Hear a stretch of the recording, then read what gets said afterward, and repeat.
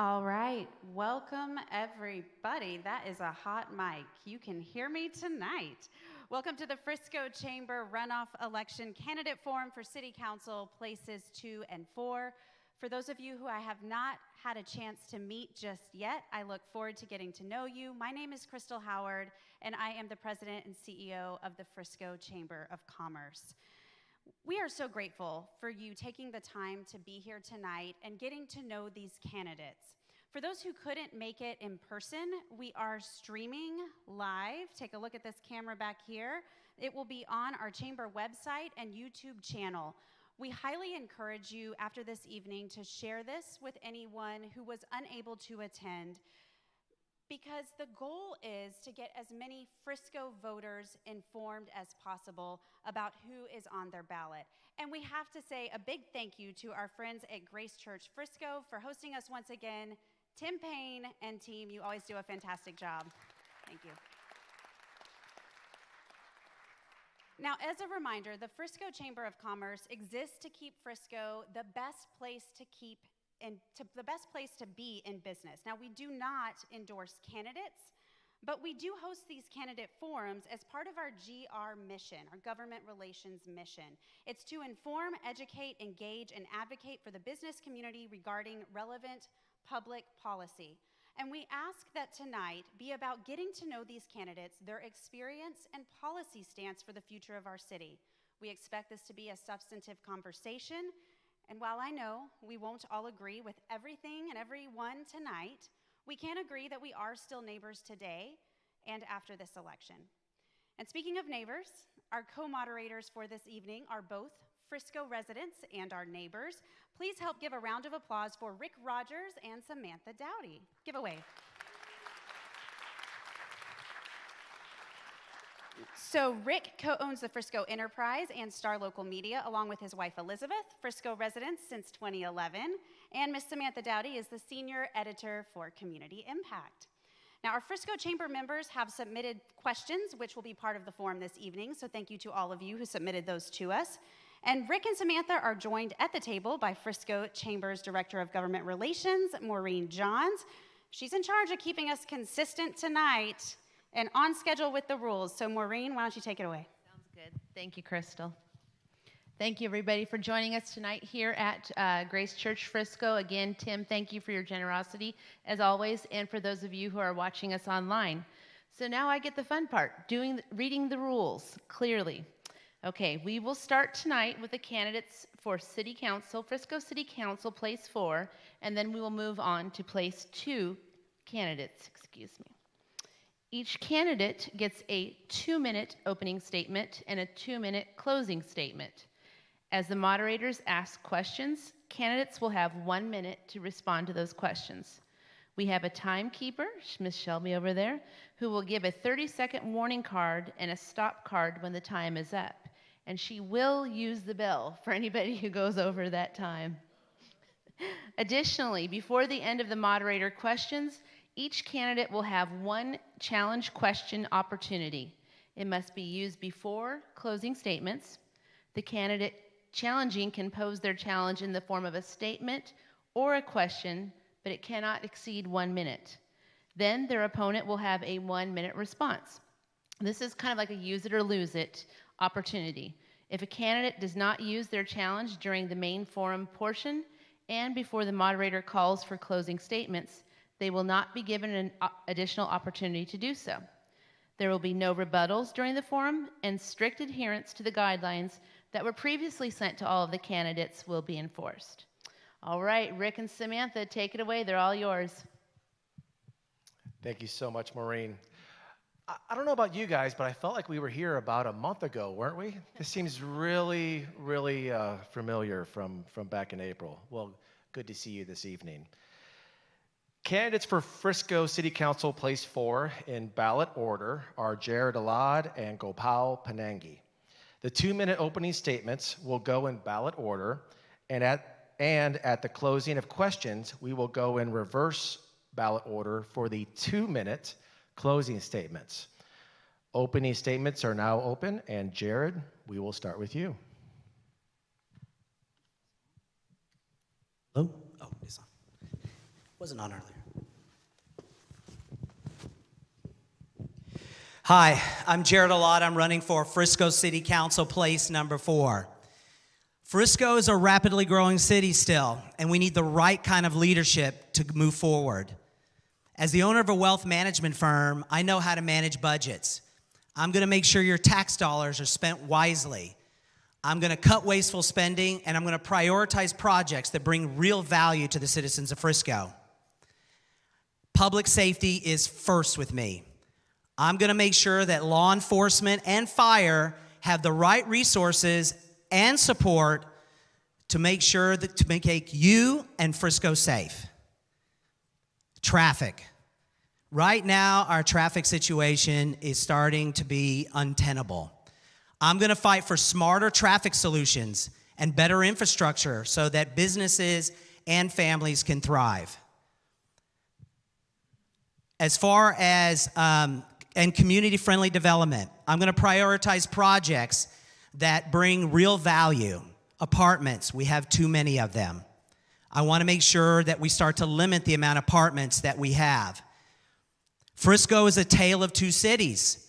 All the development, all the shiny new stuff is on the west side. There's virtually nothing on the east side. I want to change that. Our 2040 plan does not address that. We need to change that. Otherwise, we're going to be like Plano, and not in a good way. East Plano is undesirable, and that's because they have too many apartments and not enough development there. So I ask for your support. Jared, Frisco, City Council, Place 4. Thank you.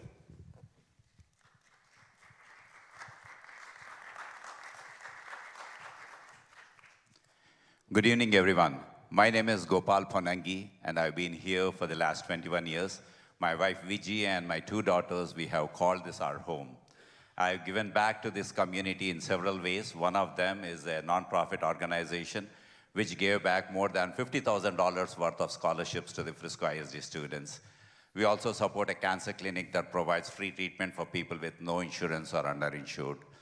Apart from these things, and apart from having 20 years of corporate experience, and also being an entrepreneur with businesses and financials and also the digital marketing, I've been the school board trustee for the last 6 years, where I have taken care of the 60,000 plus students, focused their needs at the center of my activities, and also I have ensured that the progress is not just from the education standpoint, but also from the sports and also finance standpoint.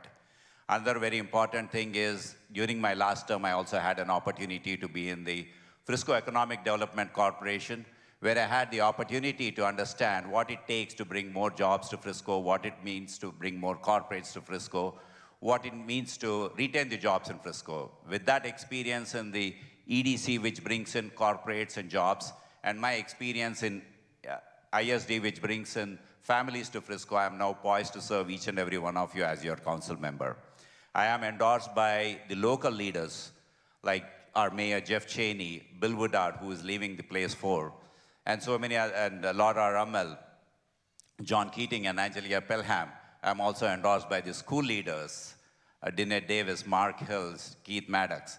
So there is a reason these elections are nonpartisan, and I am your nonpartisan candidate who's reaching out to each and every one of you. My name is Gopal Ponangi, running for Frisco City Council, Place 4. Thank you. Thank you so much for those opening statements. We're now going to go into our questions. We're going to begin with you, Gopal.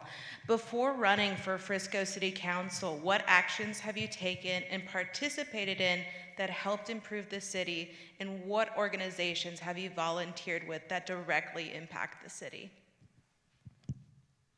Thank you so much. As I have mentioned to you, I have been part of the Frisco ISD, serving each and every one of you as the school board trustee. I also had an opportunity to be in the Economic Development Corporation, where I saw what it needs to bring corporates and jobs to Frisco. I have my own nonprofit, Shubham Foundation, which provides scholarships to the high school students. I have volunteered in various other nonprofits that have been continuously giving back to the community, more from the education space standpoint. So I have been here for the last 21 years, and it'll be 22 in a couple of weeks. And I have been giving my everything to the community so that, I do not want to be a consumer, but I want to be a contributor, and then I'll continue to do that as your future councilman. Thank you.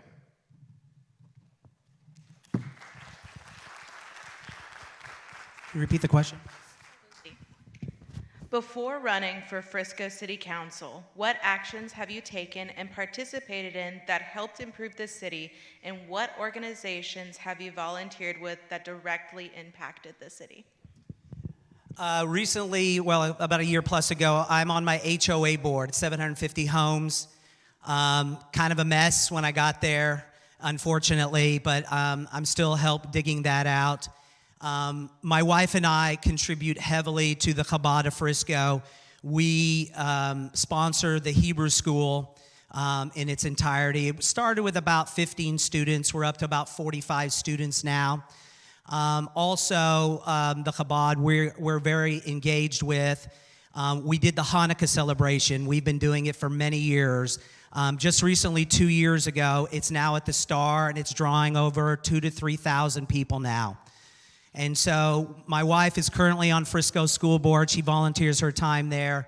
And so we've been here for about 12 years, and we love to give back. And my wife was my inspiration on why I ran. People ask me all the time, and I see the impact that she's made. And so I want to do the same thing. Thank you. Thank you. And for the second question, Jared, we'll actually start with you. I think it's safe to say that this election cycle has been contentious. And much of the focus of this, election season has been on the candidates. And while you're under the spotlight today, literally, I would actually like to kind of turn the spotlight, if we could, to the people in this room, to those watching online, and to the residents of the city. And I would love for you to be able to speak to, if elected, how are you going to refocus the conversation, not on politics, but on the needs of the residents of the city of Frisco? What specifically will you do? And Jared, your first 1 minute. So one of the first things I want to do is partner with some of the Brian Livingston, who's currently on the board, and I want to work hand in hand with the city council that is now. It has been somewhat contentious, but this question was asked to me earlier, and I believe I have the skill set. In corporate America, I had to work with folks that I didn't necessarily agree with, and they didn't agree with me, and so I think I've developed that skill, and I'm sure we can find common ground.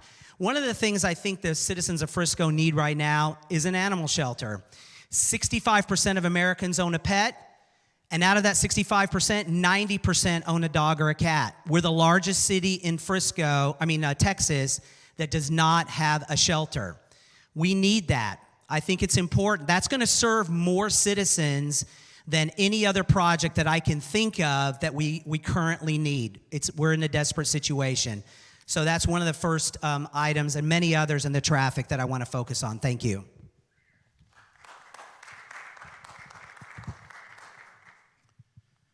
As soon as I become the council member, I will first have a meeting with the mayor to ensure that, I am understanding what the issues are. I will also set up a meeting with the city manager to understand where we are on some of the projects that we have already started.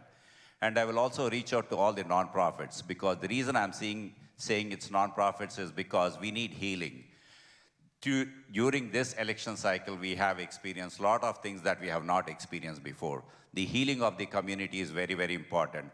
If it is needed for just to have a team of 8 meeting with the city manager and rest of the city council meetings, I will do that. If there is a need for all the nonprofit leaders, whether it is irrespective of the religion they are belonging to, I would like to call for a meeting and then see how all of us can work together. Because elections, whatever has happened, has happened. But what we need to do is our children, our families, our community need to move forward in a manner that we will be a very remarkable city moving forward. Thank you. Paul, you can stay standing. This next question is going to begin with you. Given the recent rejection of the Frisco Center for the Arts bond propositions, what is your vision for supporting arts and culture in the city, and should this be a priority for the city and its leaders? Perfect. As I've already told long time ago that, I will be in the front and center to ensure and understand the needs of the community. Suppose there's a need for the community hall for about 400 or 500 capacity, then I will take that need and then, go back to the city manager and then other leaders so that there can be a private-public partnership and then take things forward.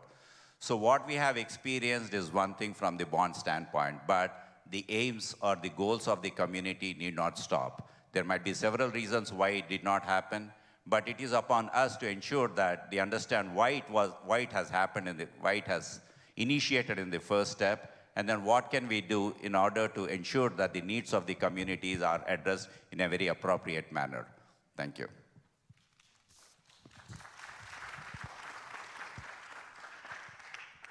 Given the recent rejection of the Frisco Center for the Arts bond propositions, what is your vision for supporting arts and culture in the city, and should this be a priority for the city and its leadership? Believe it or not, some of you folks probably don't understand. We're building a performing arts center, a 1,200-seat facility. It's going to be gorgeous. The project that was presented before the citizens was not a bad project in itself, but financially it was horrendous for the citizens. That's why it was rejected resoundingly by the citizens. They figured it out. They did. But that doesn't mean we can't have a performing arts center. We're going to have one. It's going to be open in a few months. I wasn't against the project itself. I was just against the way it was designed. We can rally around the current performing arts center and provide all kinds of things for residents that the other one was going to do. Don't forget, Richardson has one, Plano has one, Allen has one, McKinney's got a $300 million amphitheater. There are choices. There are choices for our citizens to enjoy. Thank you. Jared, if you want to remain standing, the next question will start with you. So on the banner on the table which you sit, it reads the Frisco Chamber of Commerce. So I think we have to obviously ask a question around business. And just less than a mile down the road in downtown Frisco, there's a lot of construction going on right now. What measures would you introduce to support and promote small businesses within Frisco? As an example, and another question, the second question would be, is it the city's responsibility to assist small businesses when construction or enhancement projects are conducted by the city? I'm glad you brought that up. Recently, I visited a business downtown, and the business owner was lamenting to me and the people that was at my table saying that 9 businesses had closed. I didn't confirm the amount, but he was very upset because of all the construction that's going on down there. And he and I spoke for a few minutes, and we threw out some ideas together. And he appreciated that because he said he went before the city council and he felt like he was brushed off. That's not going to be the way I manage. People are going to be able to come to me with their problems. I can't solve all of them, but I'm going to do one thing that I think current leadership doesn't do. I don't think they listen. We need better communication. We need better communication, not just with businesses, but the local leaders. I'll mention all the endorsements I have at the end, and they all tell me one thing: there is no communication. I'm going to break that trend. I'm going to be different, and I'm going to help the citizens of Frisco. Thank you.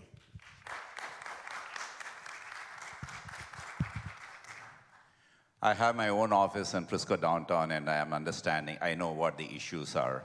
I really appreciate what Frisco Chamber has done initially for bringing all the PTAs together, and then they have brought the receipts initiative. I would like to encourage more of such initiatives to be brought out. The businesses are really struggling, but there are some solutions. The struggle is not permanent. It is temporary, and then we need to ensure that the financial system, the banks and other things come to the aid of the small businesses so that their initial issues are being addressed. But by the time we complete the construction, by the time the roads and other things are done, taken care of, then all these businesses will be thriving. I also was part of the Frisco EDC when the Toyota Stadium reconstruction project has happened. There's more construction happening from that side. So there'll be from the commercial activity, there'll be more people coming towards the rail district and then the downtown. So all these things will help our Frisco downtown businesses. But temporarily, we are having an issue, and then I would like to ensure the financial groups to come and help them. Thank you. You could keep standing. We all know Frisco's growing, and with that comes people. So how will you propose that infrastructure keeps pace with development to avoid issues like traffic congestion and strained public services? And along with that, how will you balance residential expansion with traffic and infrastructure concerns? Perfect. So when I moved here to Frisco, the population was about 55,000 people, and then the solution for traffic was to add more lanes. But now we are at 240,000, and we are likely to reach 350 or 340. So add more lanes is not the solution anymore. We need to be very smart in how we handle the traffic solutions. We have nice partnerships. I met with our traffic department engineering team, and then they said that they are doing some POCs, engaging some technologies where they will be figuring out the traffic flow based on the number of vehicles, and then have the signals to be very smart enough. Along with that, there are some tie-ups from the local organizations, local entities where the expansion or extension of the tollway and other things are also happening. So I would like to encourage such things to happen. From the residential standpoint, we are about 80% built from the residential zone standpoint, and then the commercial, we are about 20%. So the focus will be more on bringing in more commercial entities.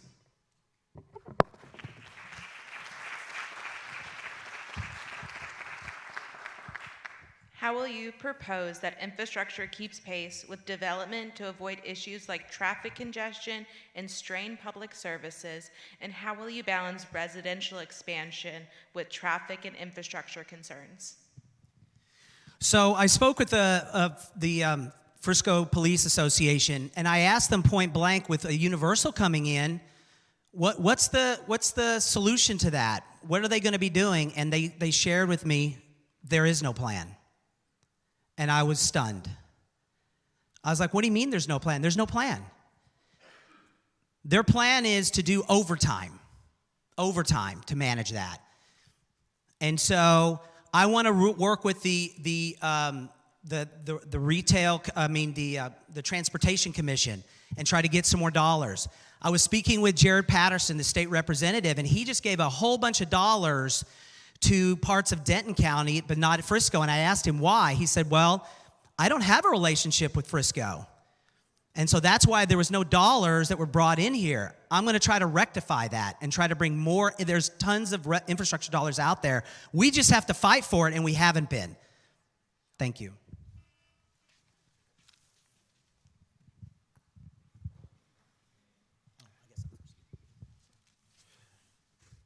14 years ago, when my family moved from Missouri to Frisco, one of the reasons why we chose Frisco to live was its diversity. And I think it's one of the things that really makes Frisco a unique city today. What will you do if elected to ensure that the diverse community voices are heard and considered in every city decision? So one of the things I promised some local groups is I want to do quarterly meetings, maybe not with all of them at the same time, but I've already made a commitment to many Indian groups and other groups in the city of Frisco so that their voices can be heard. Most of the time, the disagreements are because they're not being heard. And we're not always going to be able to solve all the problems. But if someone feels like they can get out what their situation is and how they feel like they're not being heard, that's all a lot of people want. We had an unfortunate incident at the polling location, and unfortunately, it was targeted towards a candidate and her ethnicity, and me and my wife found it very offensive, and we spoke out. And we were hoping that other city leaders would, and they didn't, and that's a shame. And I'm going to change that. Thank you.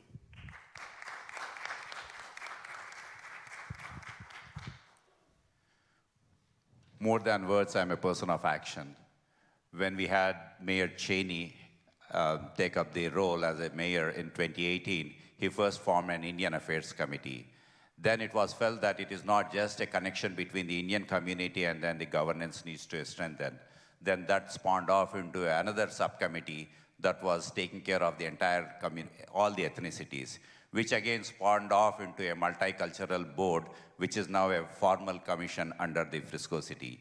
So I would like to ensure that such initiatives are taken care of, and then people from all ethnicities, all areas from the world, when they are here, their functions, their festivities are all celebrated by this city. We have seen that happen here in the Frisco City Hall, and then we'll continue to do that. More and more events will happen here, right in front of our municipal hall, so that all diversities, people from all cultures will have a place here and then continue to celebrate.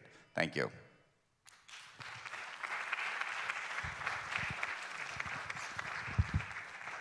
We're going to keep you on your toes tonight. So many believe that partisan politics have no place in local elections. However, many candidates have leveraged party politics as a fundamental strategy for their campaign. What is your stance on partisan politics' role at the local government level? The state of Texas has put together a policy in place that these elections, the city elections, happen in May and not in November, because these are non-partisan elections, the school board and then city council. And then there is a reason, because the people have to be grounded, they need to know the people, they need to focus on the local infrastructure, local people, local schools and other things. That is the reason they wanted the partisan politics to be kept for the state level elections and then also the center level, the federal elections. But as far as local elections are concerned, it has to be partisan. And then as a member of this community, I have supported candidates of both the parties when I found that that particular person, irrespective of their party background, to be good for our community. I have done that before. And even now, the endorsements that I get are from the local leaders, and then they are from all political parties. What is important is what's happening here locally. Thank you. Thank you.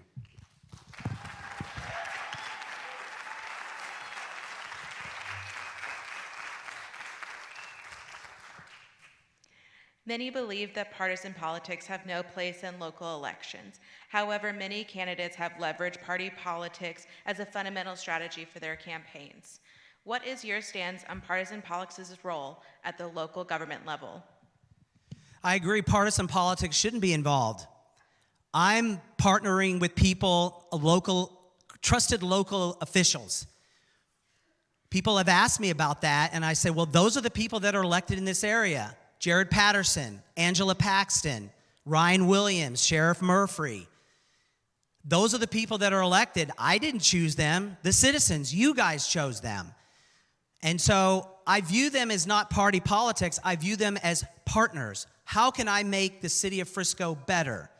I've already reached out to them and said, once I'm elected, again, I want to sit down with you. I want to be proactive. See how we can partner together, communicate. Right now, we don't have that with the local elected leaders, and that's sad, because these are bright, energetic people with fantastic ideas, and we need to be working with them.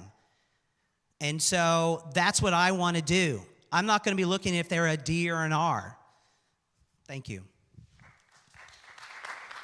So as we get near the end of our questions, just a reminder that you do have your challenge statement or your challenge question available to you. Just wanted to give that reminder. In the beginning, we talked about and asked the question as far as what actions that you've taken to date to improve the city. The question here is, what specific steps will you take moving forward to strengthen the relationship between the city, its leaders, and its residents, improving the quality of life for all if you are elected? I guess I have to go back to what I said before. I think it just starts with just sitting down with someone and trying to put aside our differences. What I want to do is just pick a project that's important to them first, and let's partner on that, because I'm sure the leaders have their projects they think are important. I'm good with that. Then after that, once we build a relationship, we can move forward. Because the citizens of Frisco deserve people that are going to manage and help the residents. They're as great as Frisco is. My wife and I moved here 12 years ago, and it's still a great city, but it has challenges. We need the right type of leadership to move it forward. We need a different type of leader, someone that can manage not just the top line, the revenue, but can also manage all the other things the city needs. And there's complicated situations that we have to do it together. No one can do it by themselves. Thank you. May I request you to repeat that again? Absolutely. So in the beginning, we talked about what actions you've taken to date to improve the city.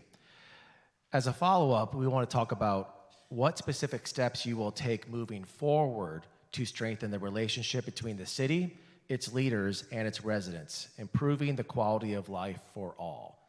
What steps moving forward? As I said earlier, what our city needs is healing.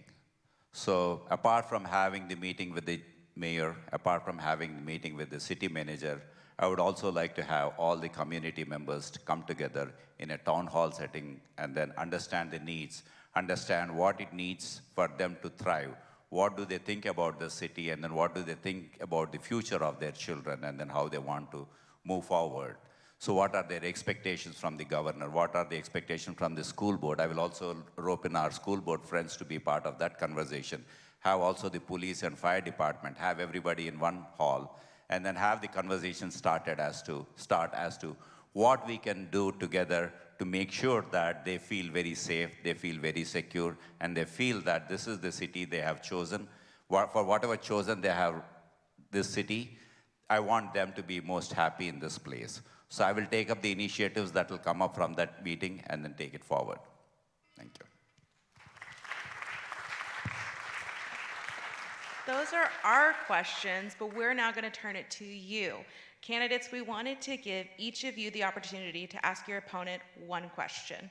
Your opponent will have 1 minute to answer your question, and we'll go in ballot order. So Jared, you're going to start, and then we'll follow with Gopal. Jared, we would love to hear your question. Gopal, I've noticed on a lot of the speeches you talked about being fiscally conservative. Why is it that you decided to not only vote for, but you campaigned very heavily for this past November for the Frisco bond? It was a tax increase and $1.2 billion in bonds. Can you walk us through how you came to that conclusion that not only voted for it, but you actually campaigned heavily for it? Thank you. There are something called needs and wants. There are several schools which are more than 25-year-old. The carpet needs to be changed, the furniture needs to be changed, the technology needs to be changed. We spend so much time on everything we do, and then most of the things we do is focused on the children. If the children are not having better infrastructure for them to thrive, then there is no point in whatever we are doing. So with that intention, with the students and then the children at the center of my heart, I voted to ensure that we have better facilities. It is a common thing. Having a bond is always a common thing that we do. And in this particular case, we have several schools which needed the uplift, just like we take care of our homes. And then it was not a tax increase, even though legally we have to say it is a tax increase. The state government asked us to do that. We had several schools for which we used to pay the mortgage for the last 30 years. That is ending. So we will be repurposing the same money to pay for the bonds that we'll be taking from this. So that was the reason I was advocating for that. Thank you.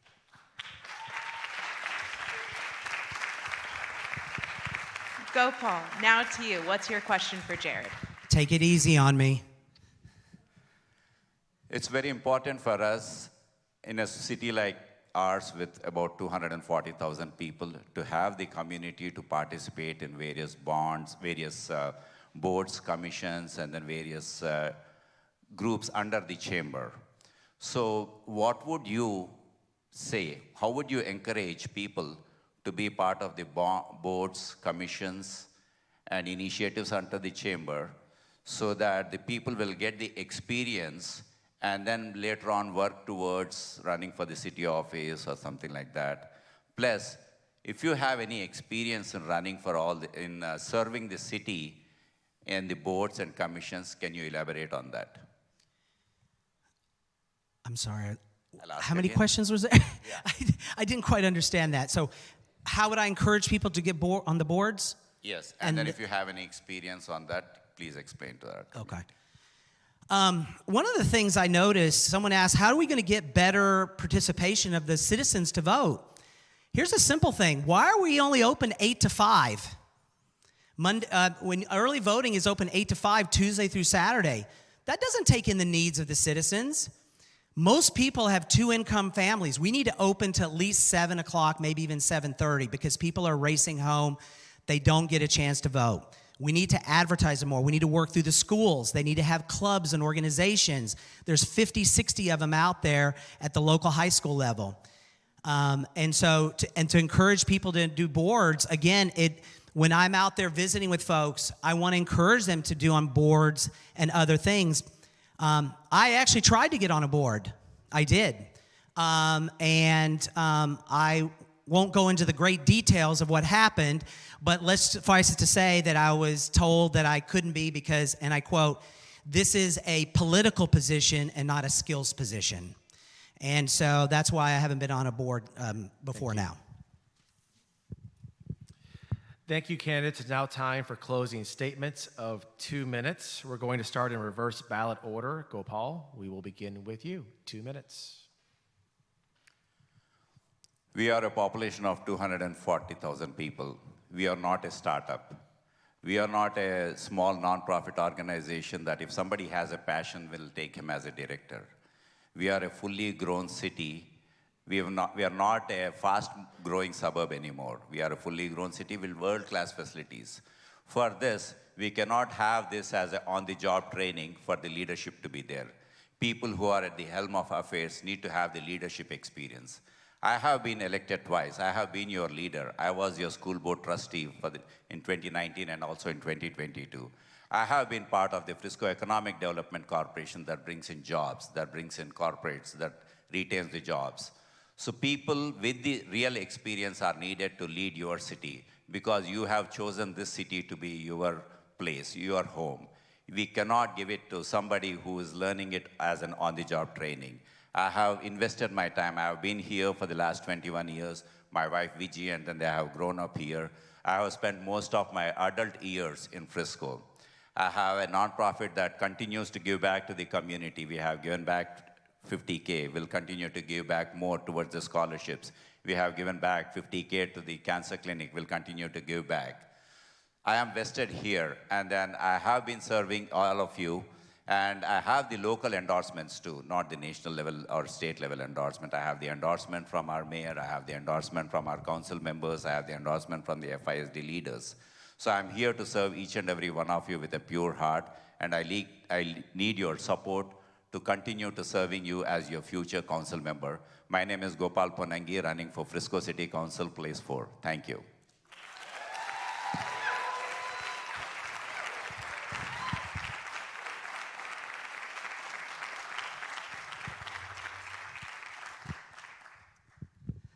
Fiscal responsibility and transparency. That's tossed around a lot. My opponent voted for tax increases. It was a tax increase. It said it right on the ballot. Tax increase. Before we approve bonds, we have to make sure our citizens agree and communicate to them why we need it. There was a bunch of wants and not enough needs. And that's why the citizens rejected it. That's why you need someone like me that will go in and prioritize when we need to have tax increases or bonds and when we don't. That's why it got rejected. Traffic, I'm going to be focusing on that. It is a huge problem with Frisco. It's getting worse by the second. If you think it's bad now, wait in 10 years, you're going to think it's the sweetest massage right now. Community-friendly development. We have too many apartments, way too many. We don't need that. We need starter homes. We need more retirement communities. We need better jobs. Now that the performing arts has been defeated, we need to take those EDC dollars and pump it into real jobs. Why is JP Morgan Chase in Plano? Why is Toyota there? Why is Tesla in Austin? Why is it not here? We have the dollars to recruit those companies. That's the type of jobs we need. We need AI. We need tech. Endorsements. Angela Paxson, state senator. Jared Patterson, representative. Frisco Fire, Frisco Police, Sheriff Murphy, Sheriff Skinner. Someone just told me recently, no one has ever got all 4 of those when they were running. They endorse me because I'm going to prioritize public safety.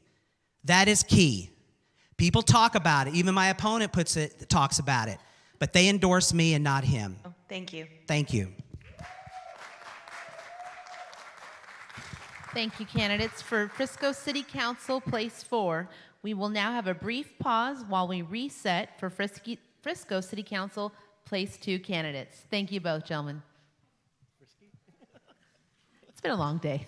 I didn't know.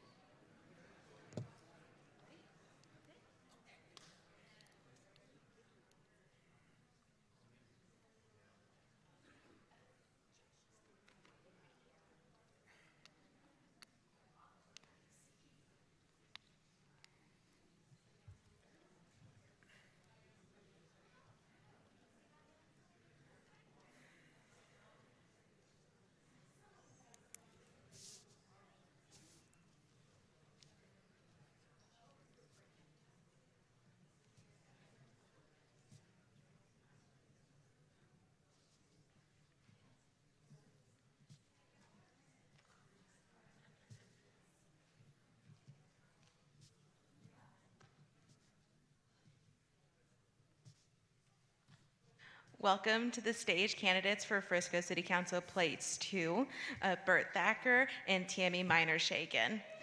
You have heard the rules this evening and received them prior to the forum. We'll start with a 2-minute opening statements in ballot order. Bert, we'll start with you.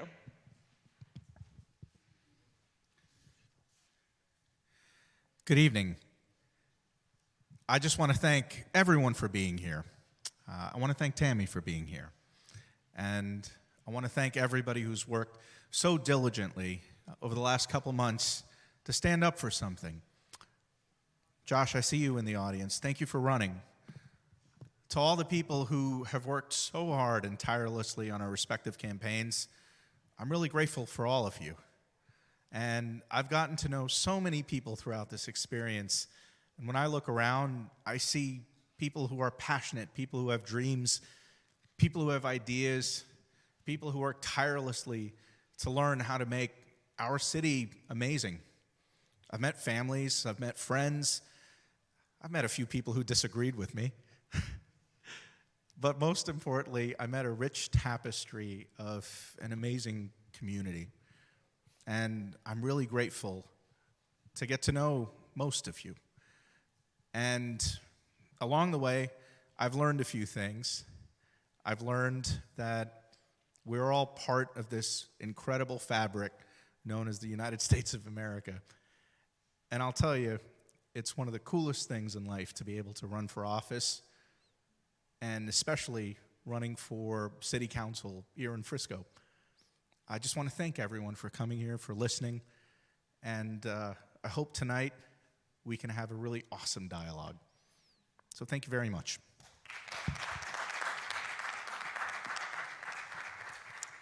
Hi, everybody. I'm Tammy Miner-Shagan. I currently serve on your Frisco City Council.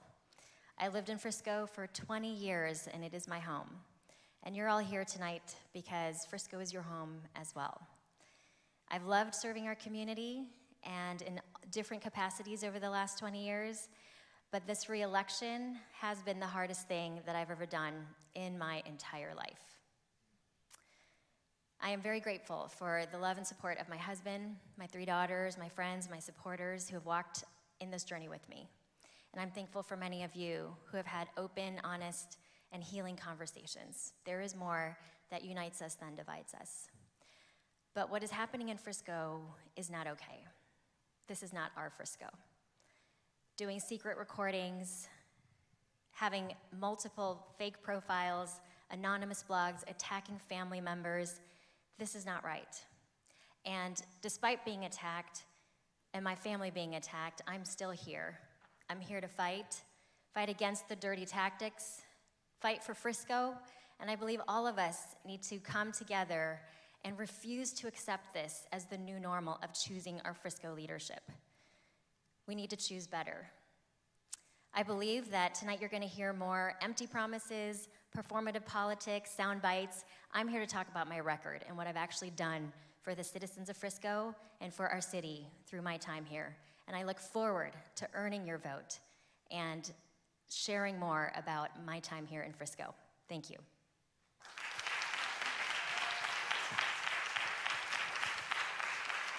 I think the first question will kind of lay a foundation for, who you are as a candidate today. And that question is, before running in this election, what actions have you taken to date and participated in that have helped improve the city of Frisco? What organizations have you volunteered with that have had a direct impact on the city? And Tammy, you will go first. So my first volunteer role was with Bledsoe PTA, back when my girls were very little. And I got involved because I wanted to change the experience for them growing up. I grew up in a city that was 90% Swedish and did not feel like I belonged in my community in Rockford, Illinois. And it was important to me that they did not feel the same way I did growing up.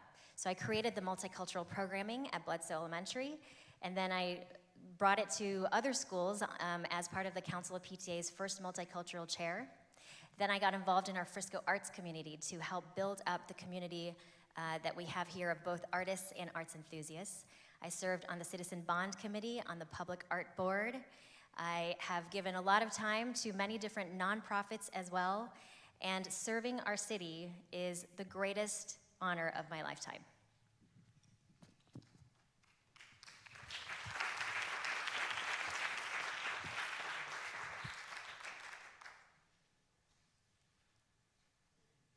Would you mind repeating? Sure. What actions have you taken and participated in that have helped improve the city to date? And what organizations have you volunteered with that have directly impacted the city? So I am a member of many organizations, and I've done quite a bit of nonprofit work.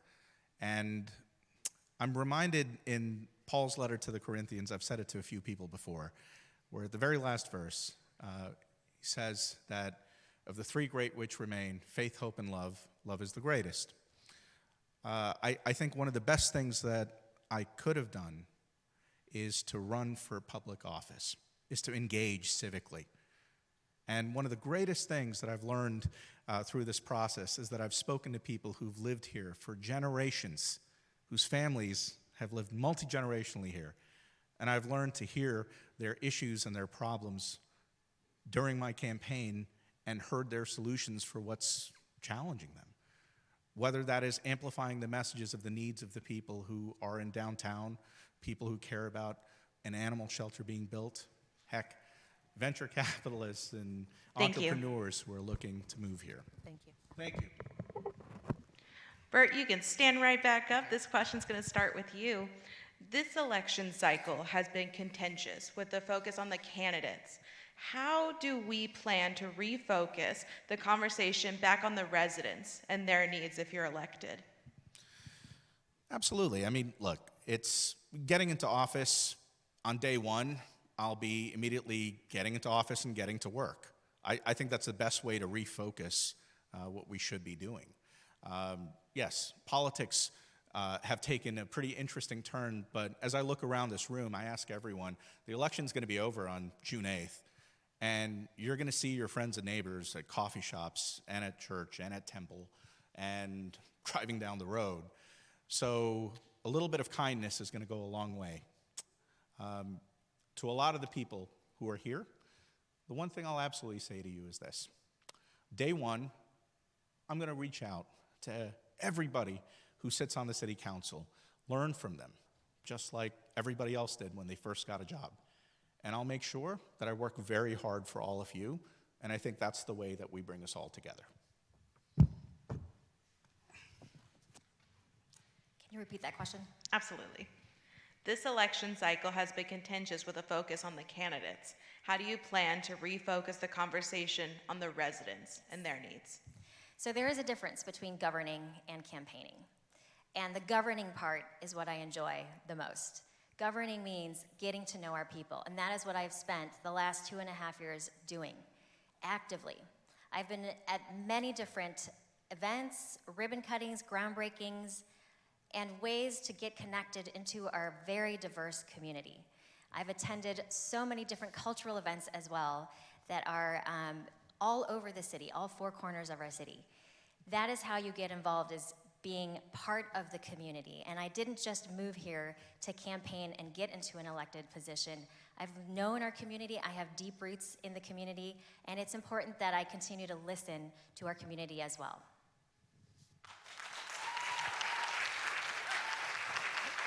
Tammy, this next question will be for you to start. Given the recent rejection of the Frisco Center for the Arts bond propositions, should it be a priority for the city moving forward to continue with considering a Frisco Center for the Arts for the community? And what do you see the city's role in terms of supporting the arts in general? Well, the arts does exist outside of four walls. It doesn't have to be in a building. And we do have the word arts in our 7 strategic focus areas, which was new in 2022. So we have done a lot to promote arts and culture in our city. It doesn't have to be in a building. What I'd like to see is that it's a building that does not raise our taxes and is not necessarily even paid for by our property taxes. That was the project that was in front of us. It is no longer going to be funded in that way.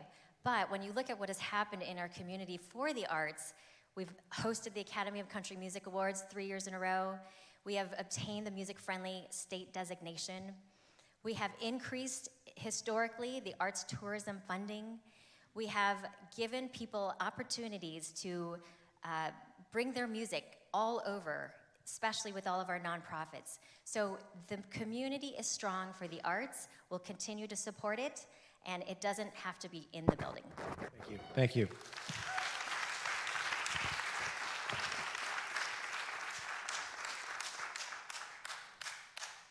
I think that's a fantastic question.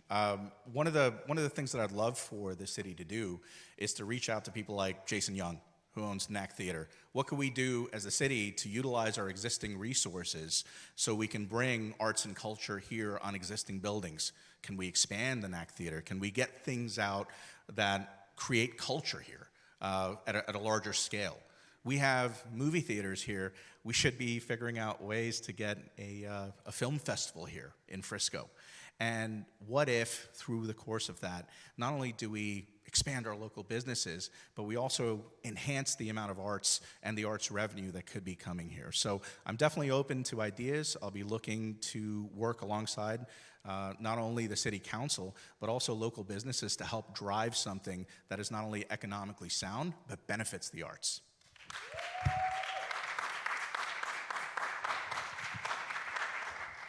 Bert, we're going to begin with you with this next question. We're here under the Frisco Chamber of Commerce umbrella, and that really is a focus on business. So what measures would you introduce to support and promote small businesses in Frisco? As an example, is it the Frisco City's responsibility to assist small businesses when construction or enhancement projects conducted by the city may be affecting customer or traffic flow?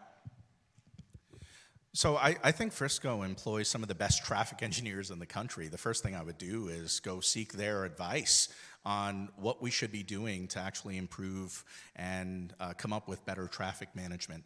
When it comes to small businesses, I've spoken to many a small business owner here in the downtown area.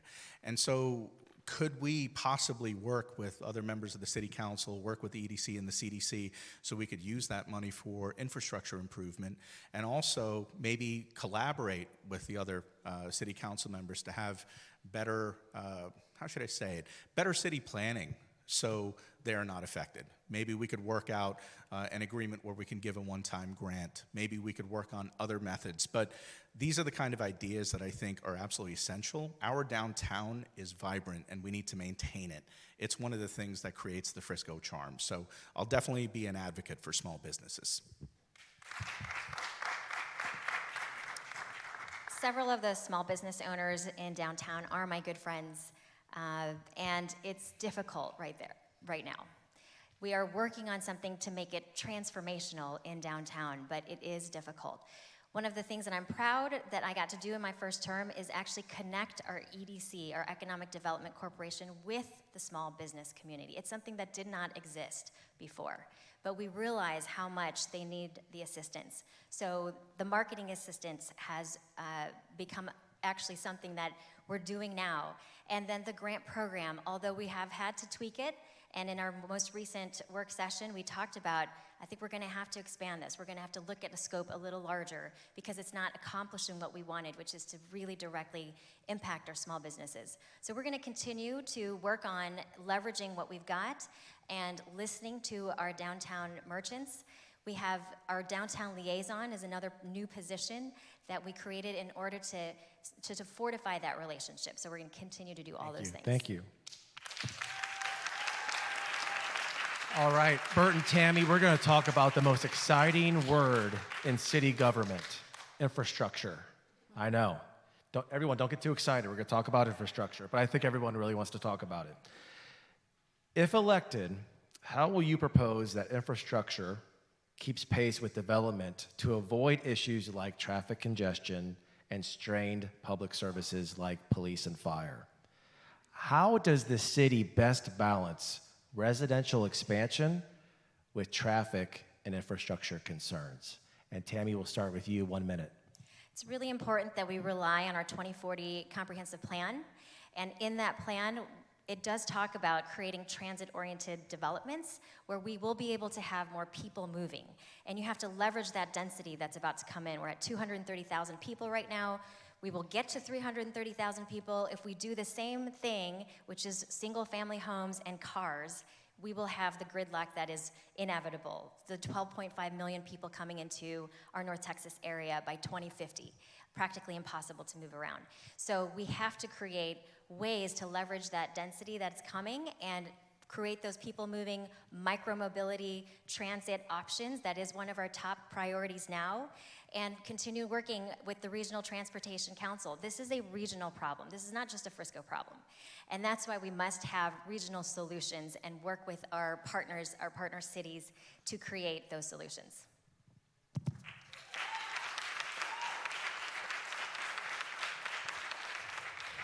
May I ask a question? Is that allowed? You want to I'm ask a allowed to question? challenge? A challenge? Yeah. Oh, sure. Sure. So this is a question to Tammy. I know that being here for 20 years is a central part of your campaign. At what amount of time is someone allowed to start caring about their city? At what would you recommend that time frame be?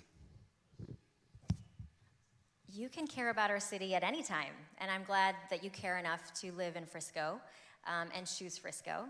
I think there's a difference between caring and actually rolling up your sleeves and getting work done, actually doing things. So it's not really a matter of time, it's just a matter of actually doing things.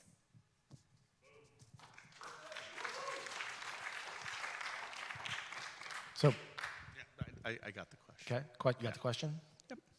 So I think regarding infrastructure, absolutely I'm going to rely on our traffic engineers. Like I said, they're among the best in the world. And we have an amazing city manager and, the city management team that manages infrastructure. So along with that, one thing that we are missing right now is expanding our AI infrastructure, fiber. You take a look at downtown, for example, you have a lot of the areas, almost 60% doesn't have sidewalks. You have open drainage ditches. So these are the kind of things where we have to work and move expeditiously to make sure that we are modernizing. I spoke to one resident. Some of the sewer lines are from the 1920s with the original clay pipes. So let's start modernizing, let's start figuring out the actual infrastructure needs, and while we're at it, let's modernize our city because this is going to help the next generation of Frisco residents as well as entrepreneurs. Thank you. Thank you. And Bert, just a reminder, so that was your one question or one challenge that you had. Just want to make sure. So I want to stay on the infrastructure talk just a little bit because it seems in the past several years, this narrative continues to grow in that there's almost two Friscos. So 14 years ago, I moved to Frisco. My family and I chose Frisco. And when we moved here, there was one Frisco. But now we hear there's West Frisco and then there's East Frisco. And East Frisco is being ignored over West Frisco. And now you could say maybe there's North Frisco versus South Frisco. So Bert, we'll start with you. You know, what, if elected, okay, I mean, how do you view the city as a whole? And is there a division? And if there is, how will you solve to erase that? I've knocked on thousands of doors, and I don't really see a division in our city. Where I do see are improvement areas, for sure, right?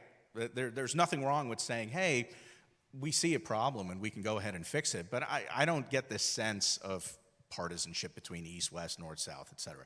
We're all one Frisco. So I think with the opportunities that I'm talking about for improvement of infrastructure, that benefits everyone. You know, we heard this trope that Fortune 5 companies or Fortune 50 companies are not coming here because of a theater. I argue maybe it's because when you step out of your car, you lose the signal on your cell phone and you can't do a Teams meeting. So things like that benefit everybody in our city.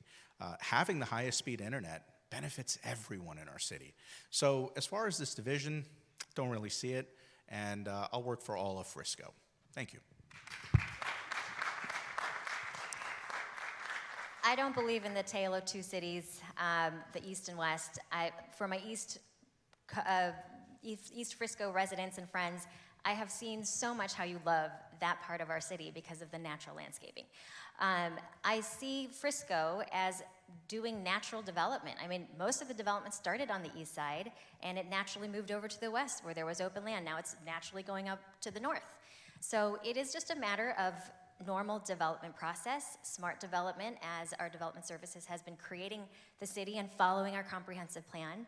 I grew up in a city that had a literal river that cut the city in half, and there was one emphasis on one side and not on another, and that's not what we have in Frisco. We look at everything holistically, we plan holistically, and there's definitely not a division. I think it's just geographic, maybe when we talk about it, and that is something that we are looking at to help with mobility, but I don't see it as a dividing section or anything like that in our city.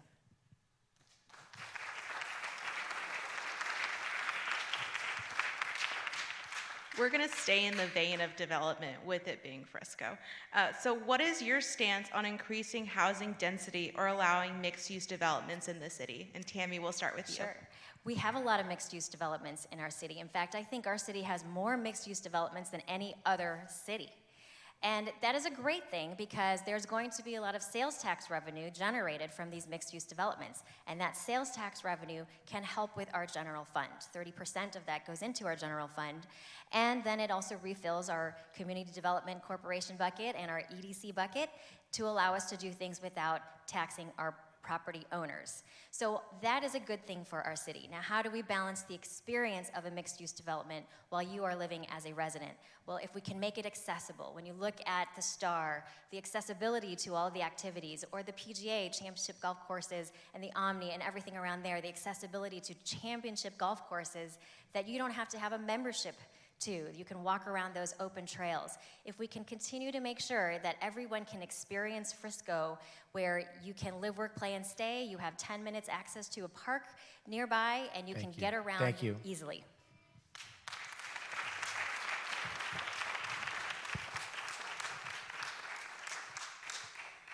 Well, regarding the question, I mean, the developments that are already here are here, but I think that with the PGA and Universal about to generate the income that it will over the next 24 months, give or take, we're going to have quite a bit of an opportunity once again to go back to the previous question, which was the infrastructure issue. So you can have people, moving here and not moving here. We can have businesses coming here, mixed-use developments, but we have to figure out the basics. As opposed to worrying about turning Frisco into a destination city, let's start taking care of our needs. So once again, going back to working with our city team that's already there to fix our traffic, fix our infrastructure, make sure that we have a sensible use of our city funds, and then we can approach new vehicles. That's it. Bert, this next question will start with you. So many believe partisan politics have no place in local elections. However, many candidates have leveraged party politics as a fundamental strategy for their campaign.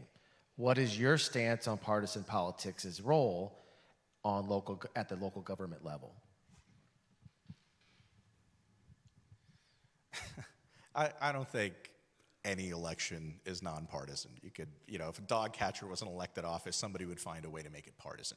I think that one of the incredible benefits of understanding at least the levers and a little bit of the federal, state, and local government and having relationships with those people create incredible opportunities for Frisco to be able to get funding sources, access to grants, access to programs, as well as, more importantly, escalation of local issues. I think that this sort of relationship and this sort of endorsement actually proves that we have trusted leaders at all levels of government who believe not only in the vision that our campaign has for Frisco, but believes in the ability for us to be able to negotiate better deals, better terms, and more importantly, better results. Thank you. Well, unlike my opponent, I have never run a partisan race, and so I don't know what it's like to do so. My team is from all sectors and all political beliefs. And to me, that's exactly what Frisco is. We are a real mix of thoughts and beliefs. And it's really hard right now in this political environment to even know who is on the right and who's on the left. It's really in Frisco, it matters, do you know my city? Are your values aligned with Frisco values? Do you reflect and represent me or you on city council? And those are the real questions. What is your record of service? What accomplishments have you actually made that help us build trust in what you're going to do for the future of our city? So those are the questions that I would be asking versus whether you are an R or D or anywhere in between.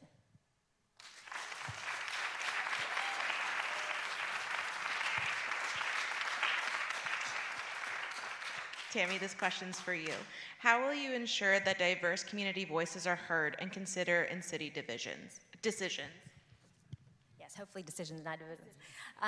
Yes, so one of the things that I've been able to do in my first term is to ensure that we do have a place for our diverse voices. So as part of governance and as governance chair, we did create the first multicultural advisory board. And so now we do have a place, 7 different folks that are appointed by city council to represent their community and have the dialogue, create ways for us to advocate and champion and learn from each other. We also did create the first International Fest, where we're celebrating the great diversity in our city. We are now 51% majority minority, 33% Asian American. That is absolutely incredible, and we do need to see more integration of our cultures coming together, learning from each other, enjoying what it's like to live in Frisco, and I will continue to do that, also meeting with many of the different groups that exist already and bringing them together.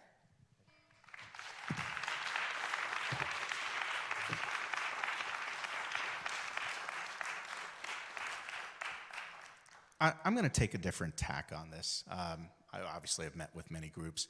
Just by a show of hands, do any of you know who Corporal Robert Ray Brown is? Just by a show of hands? We got a few. So as you know, one of the things that I'm really trying to get done is to see if we can build a VA clinic here. And here's a little bit of trivia. We had one resident of Frisco who died in Vietnam. And that resident, while he served in active duty and was a combat veteran, or, well, combat, in the middle of combat, was a gentleman by the name of Corporal Robert Ray Brown. So when it comes to diversity, one of the beautiful things to me is the diversity of our history, how much of a history they've had. I'd love to name this Veterans Clinic after Corporal Robert Ray Brown, and he just happened to be black. Thank you.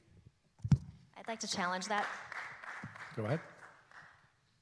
So the VA clinic, there is something that's already working at the state level for that, but if you were to try to create something in Frisco, how would you pay for it without taxing our own property taxpayer? Is that a question for me? I'm really glad you asked that. So this goes back to the endorsements. I've already started reaching out to congressmen in our area and asked them and engaged them, hey, what would we need to do to build a VA clinic? See, I don't wait to take action. I go ahead and get the process started. And so to answer your question, this is going to be a learning process for all of us, but I think we have over 8,000 veterans here, and our city's about to cross the cusp of 250,000 people. To me, it's a requisite service, and I'll work really hard to work with federal leaders to make sure we get it done. And, you know, I'd love to get your help, councilmen and council people who serve. Thank you.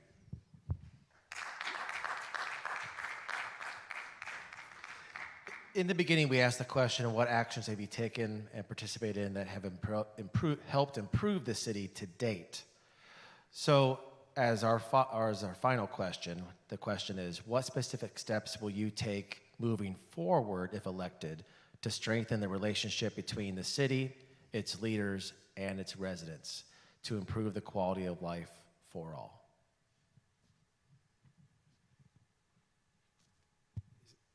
Yeah, Bert, go. Yep, yes, Bert, 1 minute, please. So I'm already doing it. I'm already reaching out to a number of people who are currently serving, as well as regional leaders, leaders of other cities, other city council people, engaging with representatives at the state level to try to figure out what needs to be done. But also, I want to point something out. I went to many events, from plug and play all the way down to local events that concerned members of our community have for a number of different issues. And guess what? We have so many solutions here. They just need amplification.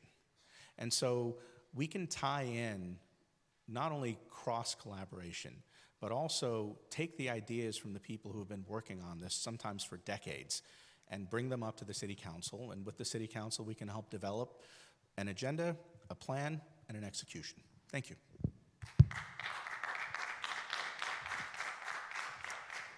So you can look at my record of what I've done during my first term at tammyforfrisco.com.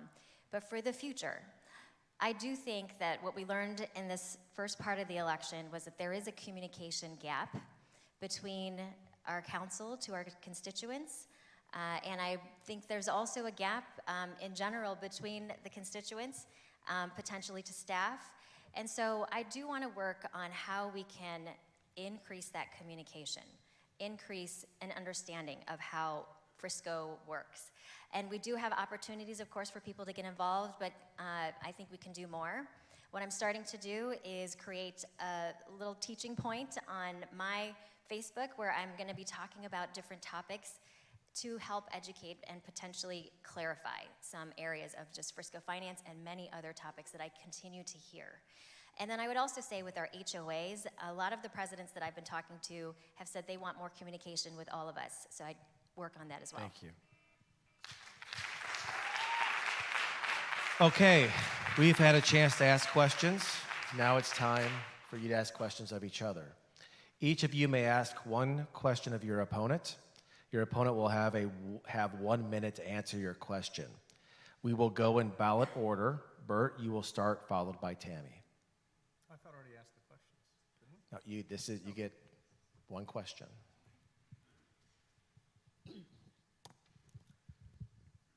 Tammy, you bring up leadership as being an essential requisite for being in government, and one of the examples you give is leadership requirement by serving on a board. Yet, I've heard you say it, that you denied somebody on the other seat in place 4 from serving on a board, not because of their merit, but because you didn't essentially like their attitude. So how is someone going to get experience sitting on a board if the city council member like you is blocking them from serving? So that's an interesting question. I am one of the people that continues to reach out to anyone who applies for a board position, and I like to have those conversations. I like to ask them questions and learn about who they are as they're looking for a board position. What I did say is that these are political positions, so not always is it about the merit. It is not that it's one person that makes a decision, but it's a group of 7. And it is true, it's a political appointment. So if there was a miscommunication on my part, I own that, but it is certainly not something where we're saying you cannot have a position. I was definitely saying it is not always based on merit, it is a political process.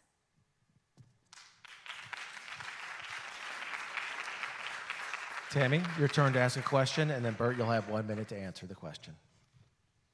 So Bert, recently I know that you have been meeting with our city staff, and during some of those meetings, we have heard that you said that the truth is what you make other people believe. Can you tell us more what you meant by that? I'm actually a little lost. Can you tell me what that meeting was and who it was with? Can you give me context?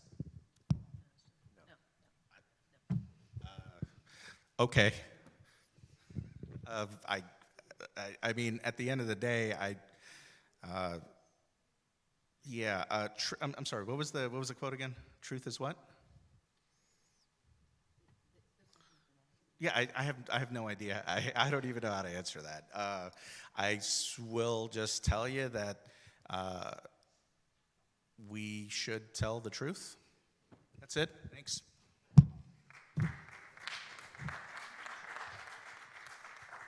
Thank you both, Bert and Tammy, for answering all of our questions. If we had it our way, we'd probably be here all night asking questions. So now we're going to move into our closing statements of 2 minutes. We're going to start in reverse ballot order this time. So Tammy, we're going to start with you. I believe that this election is consequential, and it is about public service, not lip service. I have been serving our city faithfully, and then since 2022 on your Frisco City Council. During the same amount of time that I've been on City Council, my opponent has run for Congress twice and lost, once in California and once in Texas. After moving to Little Elm and then to Frisco, there is no record of any accomplishment or minutes of service.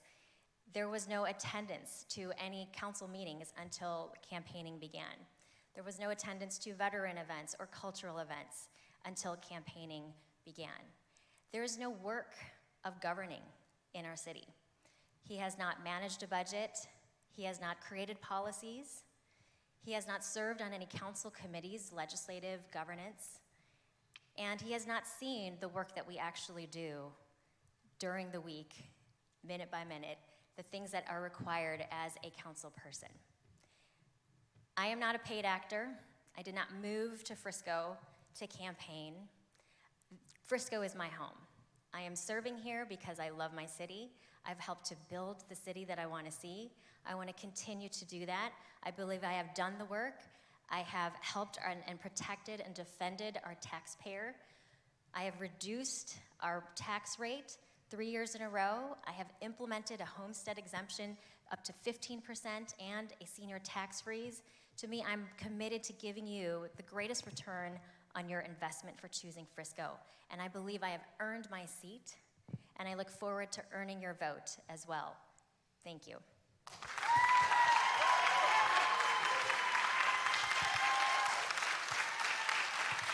2 minutes.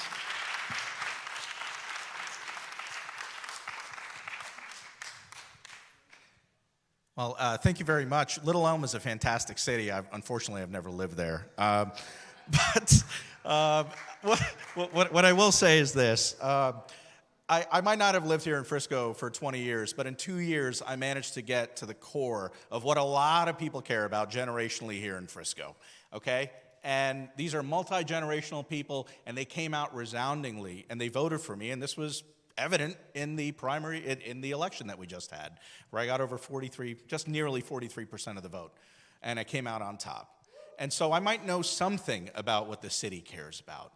In addition to that, we worked tirelessly day and night. Anybody who says that they've pulled themselves up by their bootstraps, they're lying to you. No, it wasn't my victory. It was the victory of every person who rejected the notion that there is an elite club of people who can only run for government. You have to sit on boards. You have to be part of this. You have to go to this event. No, I argue that there's only 3 requirements to run for city council. One is you have to be 18 years old. The second is that you have to live in Frisco for a year. And the third is you can't have a felony. That makes everybody in this room mostly eminently qualified to run. Whether you're 18 years old or you're 98 years old, that should not preclude you from having a good idea and participating in your civic duty. I ran for Congress because I love our country. I got tired of sitting on the sidelines and arguing about things that I cared about, from healthcare all the way down to the border, and I'm proud of what I did. And I'm incredibly grateful for the connections I made, for the knowledge that I learned throughout that campaign. And the one thing I'll promise to every resident in Frisco is that I'm going to stand up to bullies and I'm going to do things right. I'm going to stand up to bullies, whether you're being bullied if you're a 300-pound firefighter, or whether you're being bullied because of a religion that you are a part of or a community you're a part of, or whether you're being bullied if you're a black woman. So I'll stand up for all of you. I'll work really hard for the residents of Frisco, and I promise you I'll do good things.